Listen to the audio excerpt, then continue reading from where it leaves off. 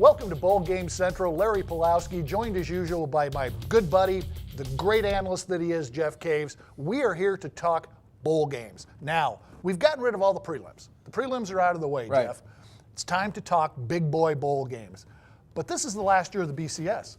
You've got some thoughts on how this is going to look different next year when we get the playoff system involved. Yeah, you got a whole different system here. So you're going to have a situation now where you've got semis and then a final. So the Sugar Bowl and the Rose Bowl will be the semifinal games, and they want those to happen on New Year's Day. Sure. So we're kind of going back to that format. And then anywhere from a week to 12 to 10 days, it kind of varies, they'll have their national championship game.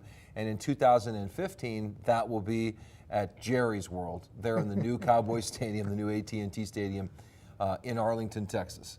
And so that's how we're going to culminate things a year from now. All right, very good. Well, let's talk a little bit about the Gator Bowl. Now, in years past, this would be one of those games people would just be sitting on the edge of their seat for. Georgia, Nebraska. But who's the quarterback for each team? We don't know.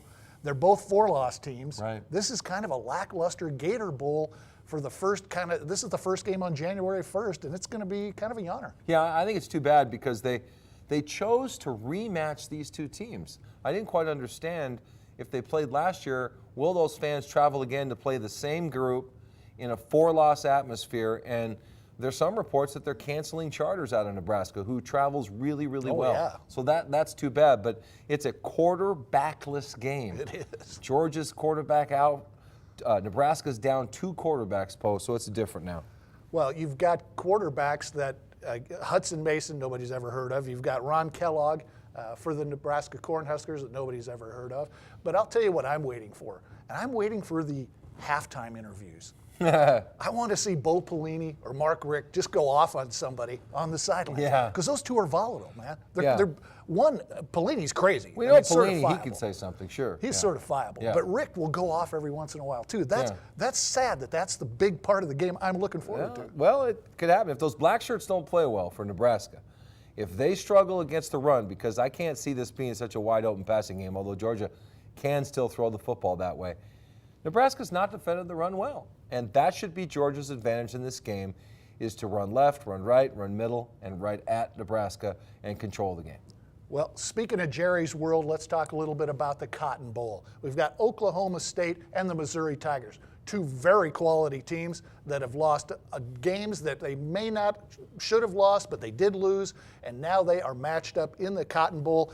The Cowboys, 15th in scoring and 14th in defense, nationally ranked. That is a pretty good team. But then you look at the other side of the ball, Tigers are right there too. Yeah, a lot of people have a perception this is an offensive game. Actually, the defenses carry the day. Both of these defenses are strong. And when you talk to bowl directors, they like teams that are hot, coming off of wins, and then fans will travel. People are excited about this matchup. Both of these people lost conference title games the last day. So it's different in that they're both kind of limping in. Dang it, we should be somewhere else. But here we are, still in a very big bowl game. And big questions marks on offense, too. So the defense should rule the day here. All right. Well, when we come back, we're going to talk about the Capital One Bowl and then the granddaddy of them all, a game that if you're from Southern California or if you're from anywhere in the United States of America, the Rose Bowl always trips your trigger. Call your Domino's store right now. What are you waiting for? It's getting late. It's almost 6 o'clock. You better get on the phone, call Domino's. Always fresh, never frozen. We'll be back with more on Bowl Game Central. 12 KTRV's Bowl Game Central is brought to you by Domino's Pizza, always fresh, never frozen. Cheerleaders Sports Grill in Boise, off Capitol Boulevard, at the entrance to Ann Morrison Park. Happy Camper, the biggest little trailer dealer in Idaho. Leisure Time, come see us at Leisure Time. You'll be glad you did. And by Napa Appliance, for the best selection, service, and value. Come to the source, Brand Source.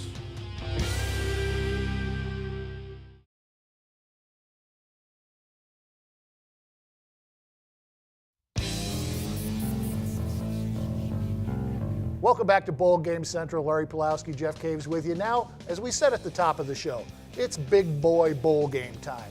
And we're going to take a look at the Capital One Bowl. Wisconsin and South Carolina. Two teams that I don't think at the start of the year thought 9-3 and 10-2 would be where they were, but it's where they are right now. I really like Wisconsin. I think they've got, you look at it, the number 8 team rushing the ball. They've had 3,400 yards on the ground and a number 6 defense in points against. These guys play both sides of the ball well, but South Carolina's a big-time team. Yeah, they are. I think they're a big-time defense, and so what Wisconsin's going to have to do is they're going to have a balance with run-pass. And their passing is really not that effective, and they couldn't even throw that well in the Big Ten. So, Sad, yeah. well, I look at that and say, well, if you can't throw there, I don't know what makes you think you're going to throw against one of the better defensive lines in the country at South Carolina. So if they don't maintain that pass and they allow a tremendous South Carolina defense to tee off on one or the other, if South Carolina's offense heats it up, that means they're going to have to come from behind Wisconsin, so they're going to have to throw the football and get after them that way. So they better be balanced, or I think Wisconsin's in trouble. All right, well, looking at defensively for South Carolina, obviously the big hype, Jadeveon Clowney. This guy, again, hyped as a number 1 draft pick early in the season. Do you think his stock plummeted, stayed about the same, or went up? No, I don't know about going up because he couldn't go up much further, but when you have that much athletic ability, you're going to still be a top 5, top 10 draft pick. He's just an athletic freak. There's too many examples of guys who make it in the NFL in the defensive line position, specifically the defensive end, that look just like him. And he will figure it out at some point. The guy's that dominant. Well, and I really like what Connor Shaw's done at quarterback for South Carolina. 21 touchdowns, 1 pick, 156 pass efficiency rating. He's done a really nice job this season. Well, it's time for the granddaddy of them all, a game that I know Jeff and I growing up in Southern California, we always watched, the Rose Bowl, the big game presented by Vizio this year. But the game dwarfs the event this year with Stanford and Michigan State. Besides the national championship game, I think this is the best game on the docket. Well, for old school fans of football, they're similar. They're power style teams. They're very physical. As Mike Riley told us on the air just this last week, they will line up everybody between the hash marks at Stanford, not outside the hash marks. They're not going to spread it out. They're going to bunch it up and punch you in the mouth. And Michigan State's going to say, let's go. We're in an alley. Let's fight it. This is an alley. Let's get after it. So if you like that kind of football, this is really your game. You ever been in East Lansing? There's a lot of alleys, and Yeah. there's a lot of that going on in East A lot of Lansing. abandoned gasoline stations. I saw that too. When you look at Hogan, the quarterback at Stanford, we're just a solid guy, but the guy that I really like is Tyler Gaffney at the running back position. Over 1,600 yards, 20 touchdowns on the ground. This guy is a great complement to a serviceable quarterback, serviceable to better quarterback in Hogan. But this offense is solid. But the Michigan State defense scares you when you start to look at the stats on these guys. It's frightening. Well, and then you have to start looking at the strength of an opponent, and that's where these two teams start differing because Stanford played the 4th toughest schedule in the country, and I think Michigan State's was 56th. And that's because the relatively Big Ten. Yeah, but when they say taking a breather was Ohio State, Michigan, and Notre Dame, like, what are you talking about? They recruit nationally. They take the best players in their region and the best players they can get nationally. I don't know that I buy into that all the way, but I know Stanford's played some pretty difficult teams.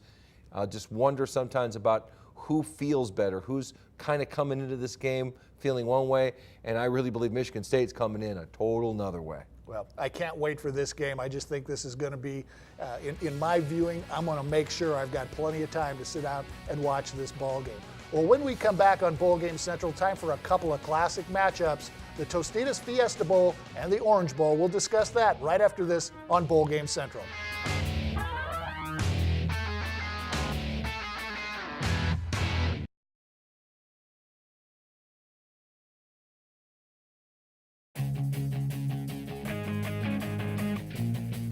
Welcome back to Bowl Game Central, presented by your local Domino's Pizza location. Always fresh, never frozen. Domino's, give them a call. All right, Jeff, the Tostitos Fiesta Bowl is a game of what could have been. Yep. It could have been Fresno State in this game, but it's not. It could have been Northern Illinois, but it's not. It is Central Florida, and it is Baylor, who could have been in a national championship discussion, but it's not. They're going to Phoenix or Glendale. They're going to play, and I think these two 11-1 teams are going to put on quite a show. Yeah, I mean, if you're looking for great quarterback matchups, there's a lot of conventional wisdom that says, this is the best quarterback matchup. Forget Clemson, Ohio State. This is the best matchup that you're going to find. And you'll have to watch it because I don't know how many people have seen Petty or Bortles. I think more people are familiar with what Petty's done at Baylor. I don't know that everybody's familiar with Central Florida. And got a great record.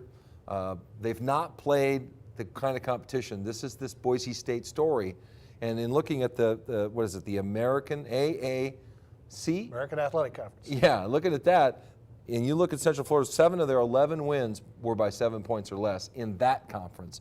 So I would say this is a tough matchup for them. Well, it's the last BCS automatic bid that a conference like the American Athletic Conference is going to ever see. Right. Now it's time for playoffs. This is a game that matches up two really interesting quarterbacks. A guy in Bryce Petty that got all kinds of Heisman talk this year, early, later it kind of dissipated, and Blake Bortles from Central Florida. Two guys, and I put a lot of stock into pass efficiency ratings. I really do. These guys, in Petty, 179 pass efficiency rating.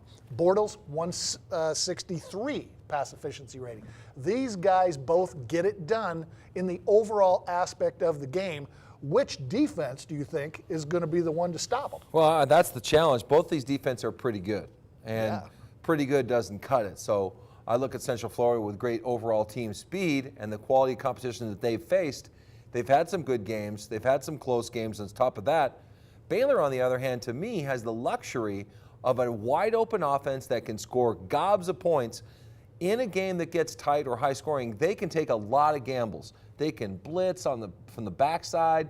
They can put 3 guys at the line of scrimmage and drop 8. They can put 8 guys up and drop 3.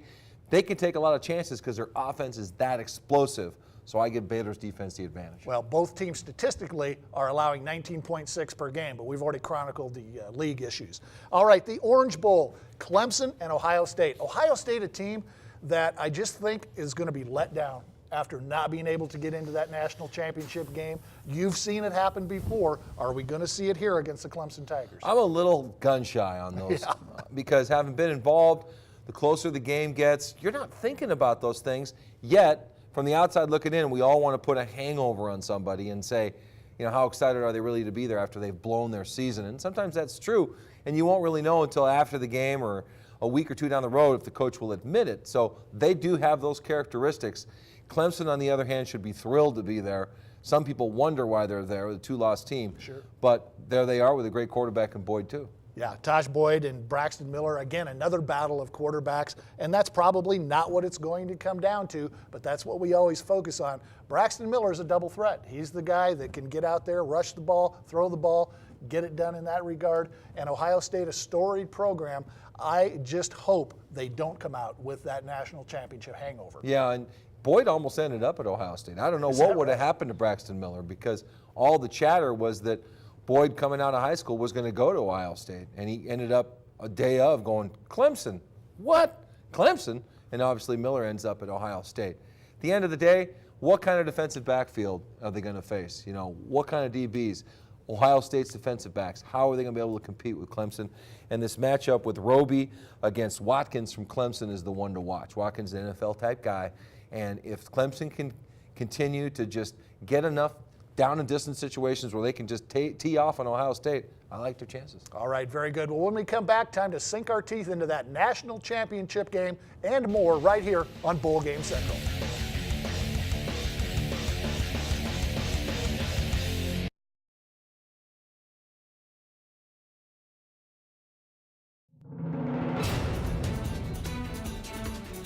We're back again on Bowl Game Central, the national championship game coming up. But first, let's turn to the Sugar Bowl. And 2 teams in Oklahoma and Alabama. Again, one of those storied matchups. Oklahoma, Alabama. Yeah, love it. You know, it's one of those games you just get, you want to watch it just because it's there. Alabama, with the exception of a coaching mistake against Auburn, probably could be, maybe have been in that championship game. They're ranked number 3. They're going against an Oklahoma team that's ranked 11. What are your thoughts on this one? Musical quarterbacks for Oklahoma. I've watched a lot of Oklahoma football. And musical chairs at quarterback. They must run the football well. They can't just sit back and rely on the pass. I think if I were to boil it all down, I'd say whichever offensive line controls the game will win the football game because they will be able to run the ball effectively and then when they want to, pass the ball, but they won't have to.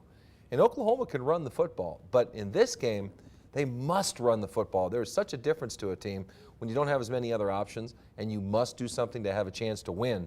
So that's how difficult it could be for Oklahoma. But I know they'll be ready to compete. There's no question about that. Playing Alabama is a special opportunity for them. All right, well, let's turn our attention to that national championship game. Florida State and Auburn. Florida State's got all the stats, all the numbers. They're 13-0. They did not lose in the ACC. They've got Jameis Winston, the Heisman Trophy guy, and then Auburn on the other side. Auburn is one of those teams that just seems destined. Right. Destiny seems to be on their side. Exactly. But you look at Florida State, number 1 defense in the country, number 2 offense in the country. We've got the number 1 rushing defense versus the number 1 passing offense. This is going to be an incredible game. Yeah, and I just don't know about Auburn's pass defense, and if they can't get to Winston and they can't get to him with 4 guys, they cannot. If they start bringing 5 and 6, I think they'll torch him. He's a difficult guy to blitz. He's a difficult kid to bring down because he's so tall and he's so strong. And he steps up in the pocket so well. Watch him. If he feels pressure to the left, he goes to the right. Vice versa. He steps up in the pocket. Very similar to the way Kellen Moore used to dance around in that pocket. He's extremely effective that way. And if Auburn does not pressure him, I don't like their chances because they are very porous defensively. And Florida State's got some of the best wide receivers in the country.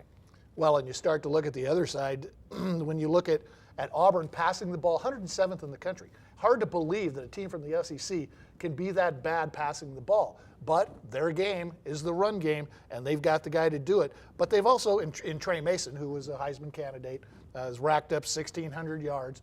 But they've also got the quarterback, Nick Marshall, that can run and pass the ball. So that passing stat may be a little extravagant because he does run the football, and that's a dimension he brings to the game. Yeah, they're going to get their yards. They're going to get their yards on the ground, and then it's up to Auburn on when they want to take the shot with the pass. Their best chance would be don't score quick, have 12, 15-play drives, and just keep the ball away from Florida State. And with that running offense, that's what Malzahn wants to do. That is by design. If they get some turnovers and some great special teams play, which I think Auburn needs, all bets are off, and we could have a fourth quarter game, and anybody could win. Well, absolutely. Again, one of these games, I'm going to be glued to the tube. January 6th, they'll miss it, the national championship game. When we come back, time for picks. We're going to give you our thoughts on who's going to pick up these big boy bowl games the next coming week and a half. We'll be back with more on Bowl Game Central.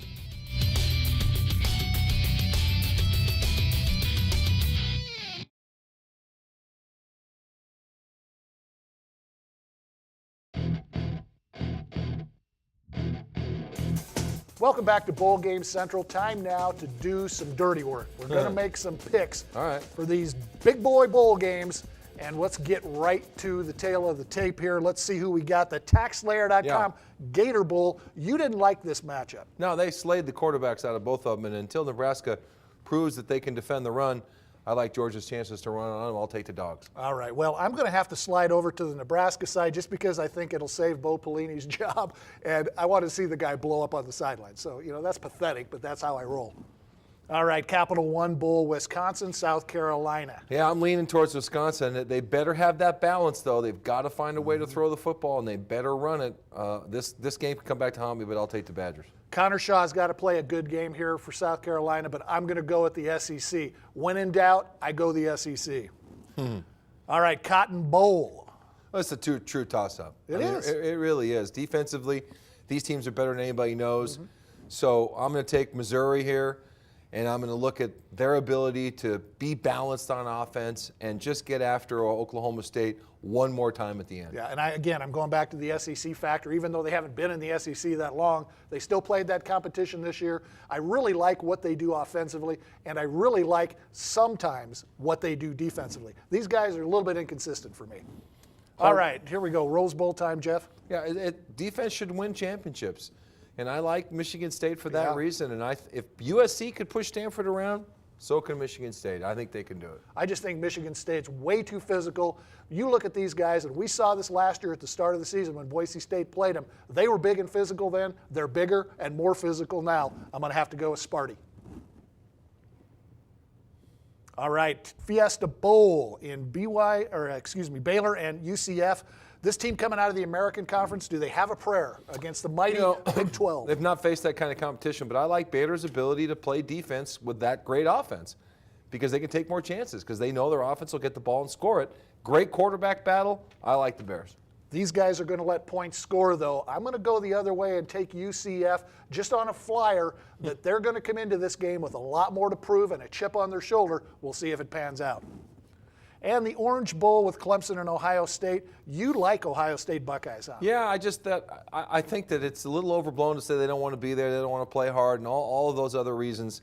And they've got a great quarterback, too. And maybe this is Miller's time to get that done. Yeah, it's still a major bowl game. It's a BCS game, at least for this year. I don't like Ohio State in this, but I'm going to take Ohio State just because of the talent that they put onto the field every day. And the national championship game, the Sugar Bowl. Alabama here is an interesting situation at 11-1, but Oklahoma, they've lost 2 games, but they really haven't looked that good. No, musical chair quarterbacks. Only thing better than an Alabama football team is an angry one. Yeah. And They should that's be why angry. they're double-digit favorites. They should roll Oklahoma. Yeah, I've just seen Oklahoma so many times just fall down and just not get it done. I don't like the way that they put it together, so I'm going to take Alabama too. Now we move to the national championship game. You are going with the Seminoles all the way here. Well, I just don't like Auburn's defense, and I do like the way Winston can hold up to the blitz. He's smart. He's able to handle things. Great wide receivers. He can throw up a football, a 50-50 ball, and they will come down with it. Auburn's magic runs out, but I do think they're going to get a lot of yards on Florida State's defense. It'll probably turn in the third quarter. Well, I like these numbers, but I'm going to go again with the SEC. I think that Cinderella story is going to play out. All right, that'll do it for this season's Bowl Game Central. My thanks to Jeff Caves from 93.1 FM The Ticket. You can catch him on Idaho Sports Talk every day from 3 to 6 o'clock. Thank you very much for watching. We'll be back next year. 12 KTRV's Bowl Game Central is brought to you by Domino's Pizza, always fresh, never frozen. Cheerleaders Sports Grill in Boise, off Capitol Boulevard, at the entrance to Ann Morrison Park. Happy Camper, the biggest little trailer dealer in Idaho. Leisure Time, come see us at Leisure Time. You'll be glad you did. Also by Nampa TV and Appliance. For the best selection, service, and value, come to the source. Brand Source.